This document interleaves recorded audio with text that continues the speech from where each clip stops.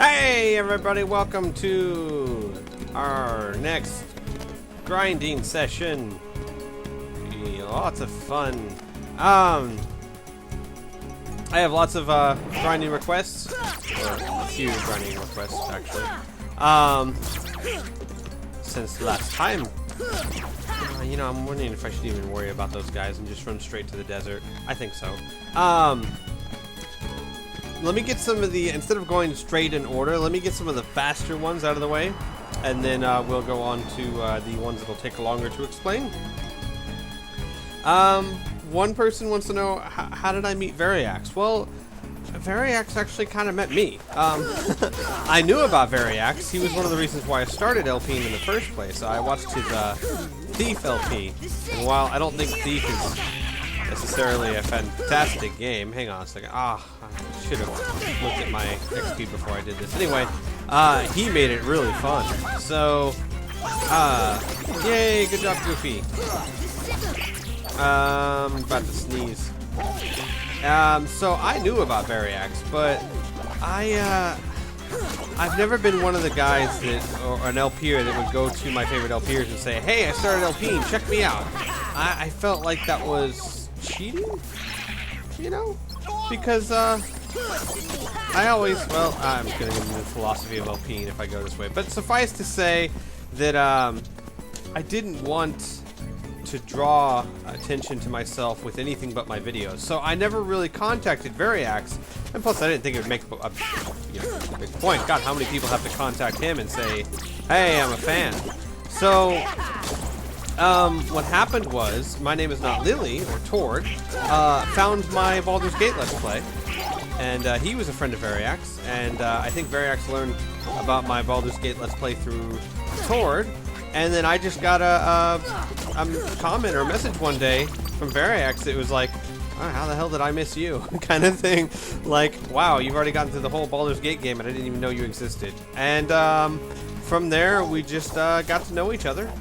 And that's how that works. And then, crap, I didn't write it down. There was, they were asking how I met someone else. I believe it's another LPer that's also a friend of Variax. I can't remember the name. I don't know them that well, but if it's who I'm thinking it is, I really should look at the name before I say one way or the other. Anyway, another one. What's the favorite Let's Play character I've made so far? And I'm assuming they're talking about all the little, the angels and Horsey and all the little characters I make during my Let's Plays. And I would have to say it's my first. It's still my favorite. It's Jack the Combat Drone. And I think a large part of that is partly because he's my first, and partly because since he was my first, I've done so much with him. All the Christmas special and the update animations and things like that. And I mean, God, the guy has his own Twitter now. So I'd have to say that he most definitely is my favorite Let's Play character so far. Alright, so another question is my nickname. How did I get the nickname Squee, and why does 913 mean so much to me? And I did answer this in my first questions and answers video, but I only had 50 subscribers at the time, which means most of you didn't even know about me back then. So let me re-explain. Squee is technically short for squeegee. However, I don't want anyone calling me squeegee. I don't like that. Well, the way it happened is, back in high school, my friends, before I had my driver's license, one of my friends got the driver's license, and this happens a lot in high school. One of your friends gets a car, and he becomes the official tote boy for everyone else. Be that the way it should be or not. That's just the way it works. And, I think I'm just going to dodge all these guys and then go straight to the save point and then run back to the desert. And, I think it's better than wasting time on these, well, I can kill them. But, on these small fry, just go straight for these big guys over here. Of course there's that big dude with the indigestion, it would probably give me quite some decent amount of loot. But anyway, so yeah, one of my friends had a car and he would take us everywhere, and of course we pay him gas money and stuff like that. Well, we stopped at a gas station once, and you know what I need to do?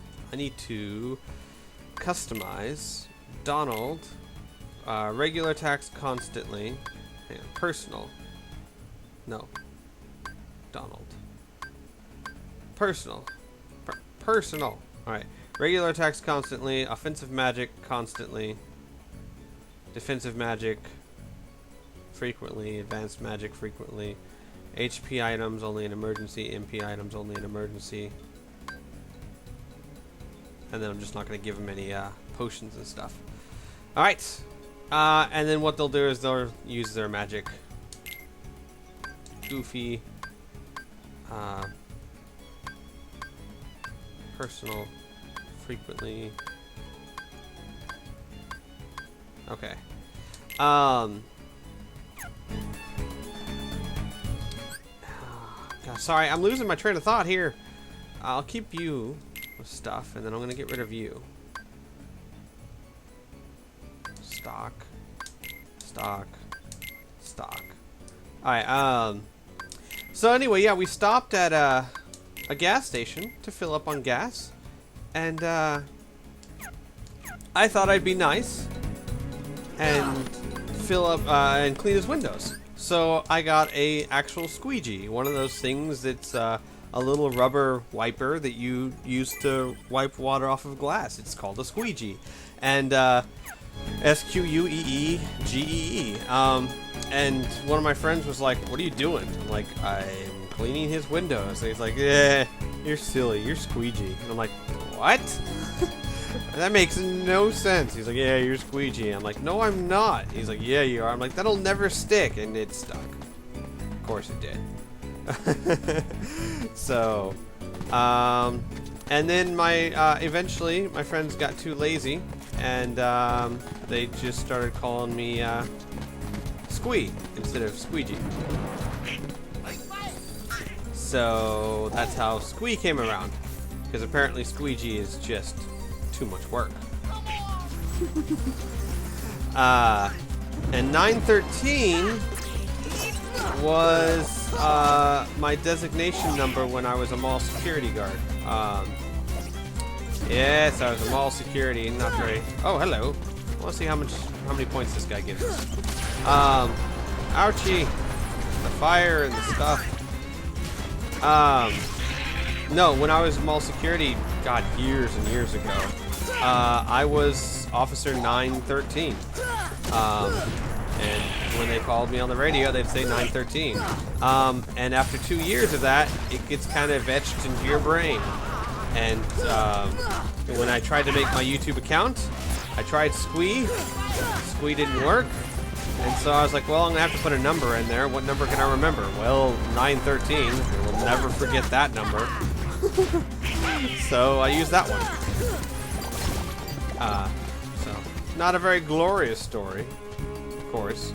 But that's it. That's the story. That's why 913 is important. So Squee 913 comes from people being too lazy to say squeegee, and my mall officer designation.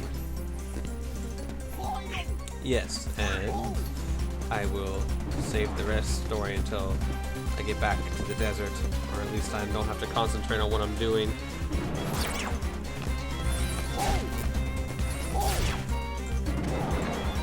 Oh, come on!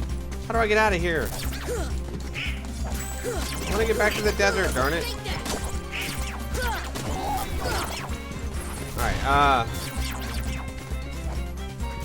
come on! Whoa, whoa, whoa! Ouch!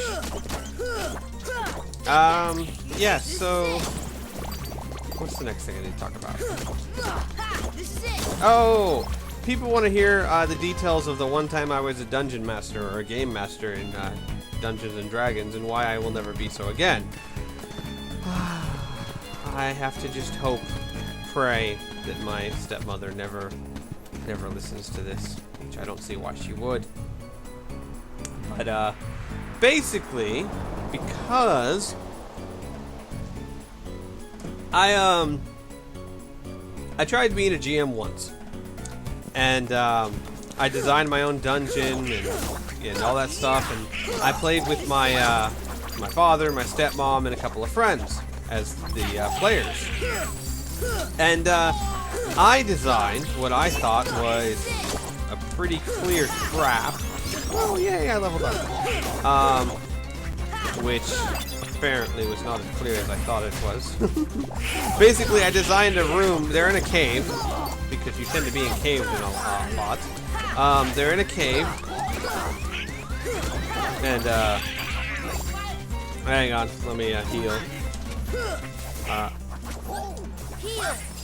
And there's a room in the cave that has 6 small A-cloves in the room that you can't see what's in the A-cloves.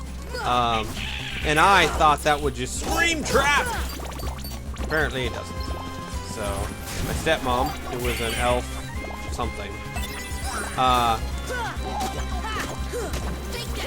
ran in there and got surrounded by 6 goblins, all coming out of the 6 A-cloves. And that in itself should not have been a huge problem. She should have been able to handle 6 goblins, at least until everyone else got there. But the goblins, one of the goblins attacked her. I made the mistake, and this is a huge mistake on my part, of rolling my rolls where everyone could see them. And later my dad, who was a really good GM, explained that there is a separation, some sort of device to block people from seeing what you rolled for a reason. Like, for example, if something like what is about to happens and it would ruin the game, you as the GM can alter it and no one's the wiser. Well, one of these goblins rolled critical, and then the way the criticals work in my dad's RPG is if you do a certain percentage of their hit points, like if you do like 10%, 15% of their overall hit point damage, then you roll a critical die. And you know, 1 is your left leg, 2 is your right leg, 3 is your right arm, 4 is your left arm, 5 is the torso, and 6 is the head. And then you roll another die to see how bad it is, 1 being not bad, 2 to 6 being really bad. Well, a goblin did a decent amount of damage on her, and then rolled 2 6s. And basically lopped her head off. Yeah, she locked herself in her room and cried for 2 hours. A adult reaction on her part? Perhaps not. Perhaps not. But definitely had an effect on me. I felt horrible. I mean, like, I'm never going to do this again horrible, which is why I shall never do it again. Yeah, so there's my adventure as a GM. God, even when I'm the god of the world, I still fail. Fantastic. Should I be going down there? I don't know. I don't know. Should I be? Yes, I should be going down here. Right. Now, I have 626 points to level up next time. Wait, 626, right? I want to see how much I get every time I go out here, so I have a general idea how long this is going to take. So yeah, not being a GM anymore. Oh, and by the way, I'm talking to my dad about because some of you said you wanted to get a hold of that RPG because it sounded interesting. My dad has tons of them. He hasn't called me back yet. He's been really busy. But I'm thinking there's got to be a way for you guys to buy them. I don't know if he would give them out, rightly so, because he's worked incredibly hard on those, but I can't see him charging more than, like, I don't know, $5 or $10. Probably not that. I don't know. But anyway, a small fee, and I'm sure he'd be happy to mail it to you.